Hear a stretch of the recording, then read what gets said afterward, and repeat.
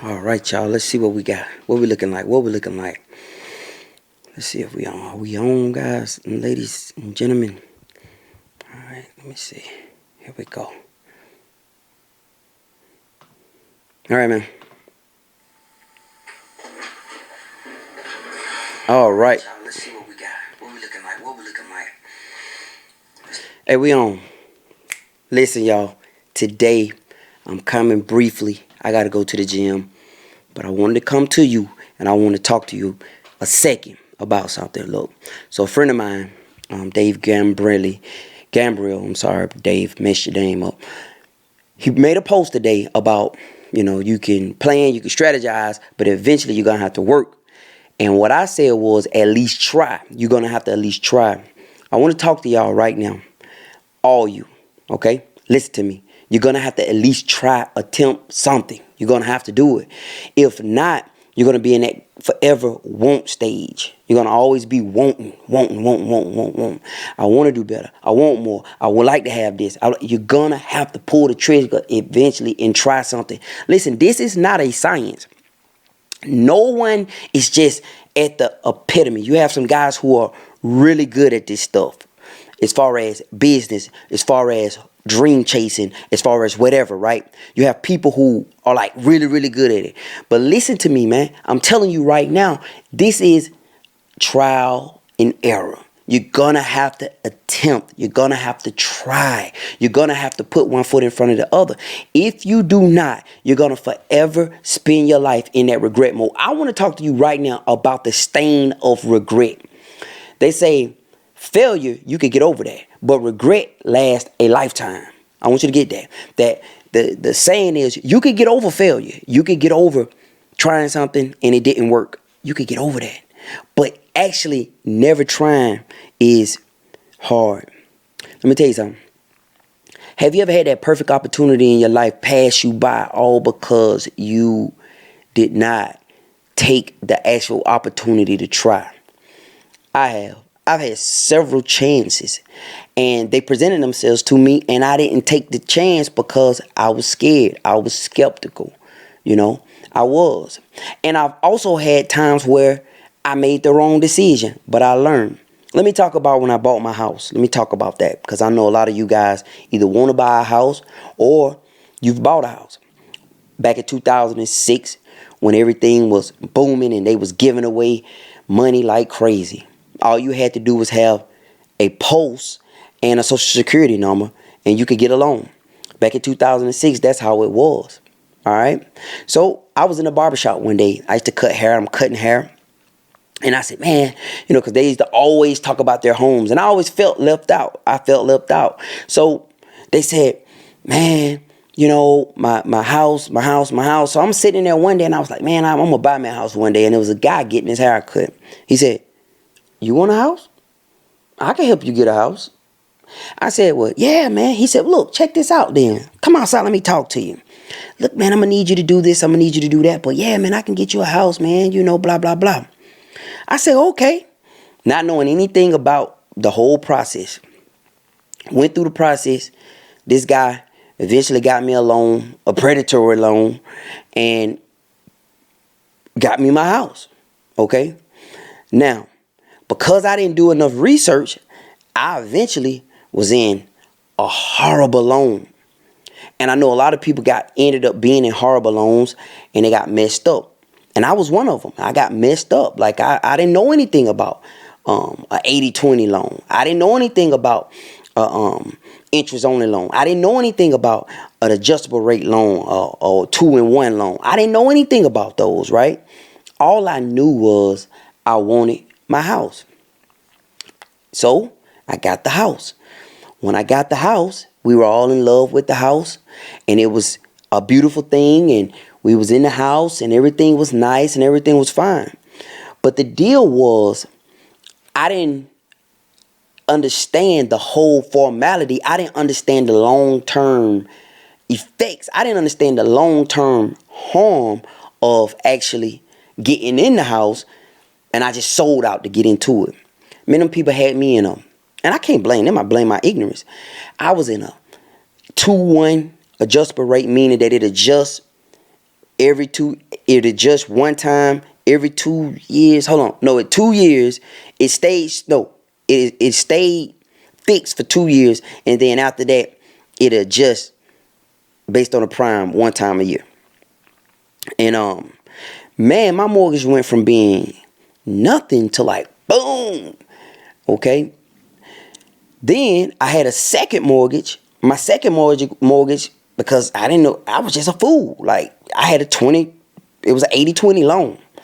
And I had a second mortgage. And my second mortgage was, it wasn't adjustable rate. It was fixed at a very high rate. And it had a balloon payment on the end after 15 years. Now, all that is that to say, to strengthen the fact that when I got into that loan, I did not do my research. So all the business ideas, everything that I'm suggesting, my number one goal for you is to do your research, study, learn. You're gonna actually, you may lose here and there, but I want you to actually understand that when I talk to you about business and I talk to you about hustle, I'm talking to you from a sense of experience. Man, I was hurt. When I finally realized that those people had raped me, that literally, I'm not offending anyone who ever had a sexual assault, but that lender had raped me. Literally, I had an 80% loan with 7%, 2-in-1 arm, adjustable rate, and I had a 20% loan because I didn't know enough to have a down payment. All I said was, I want a house. And the guy said, I can get you a house, not understanding what I had to go through and get it.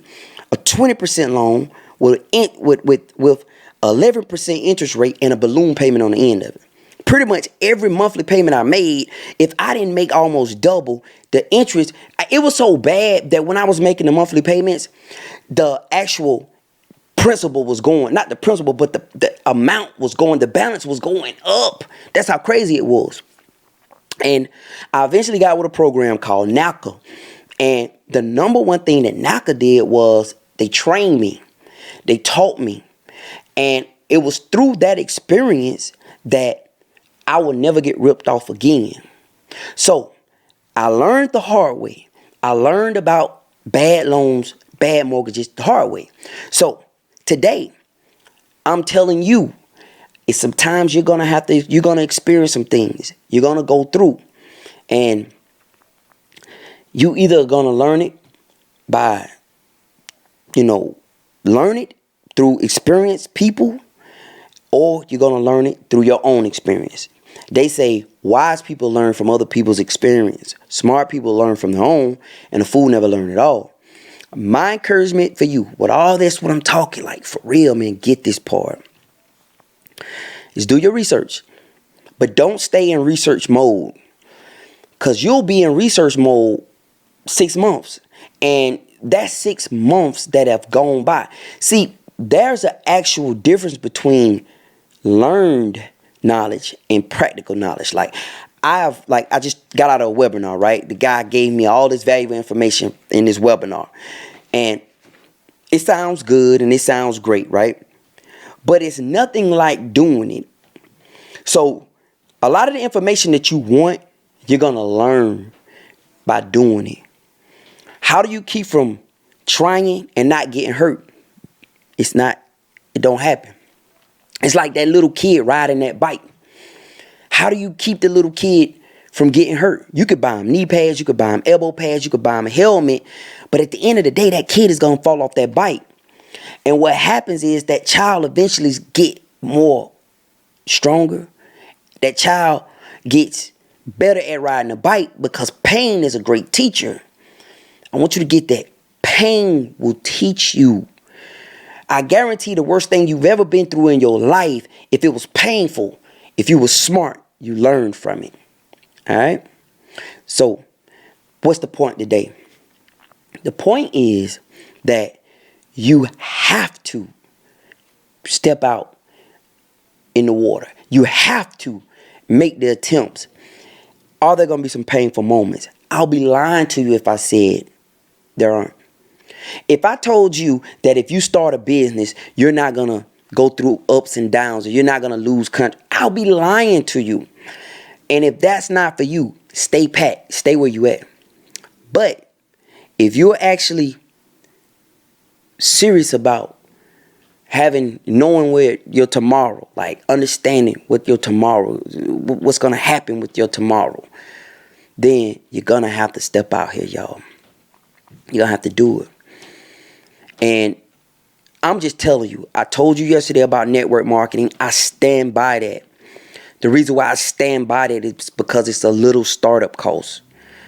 You know, it's not going to cost you all your money. Anything that's, if it's taking you $30,000 to join this network marketing, don't do it. Okay?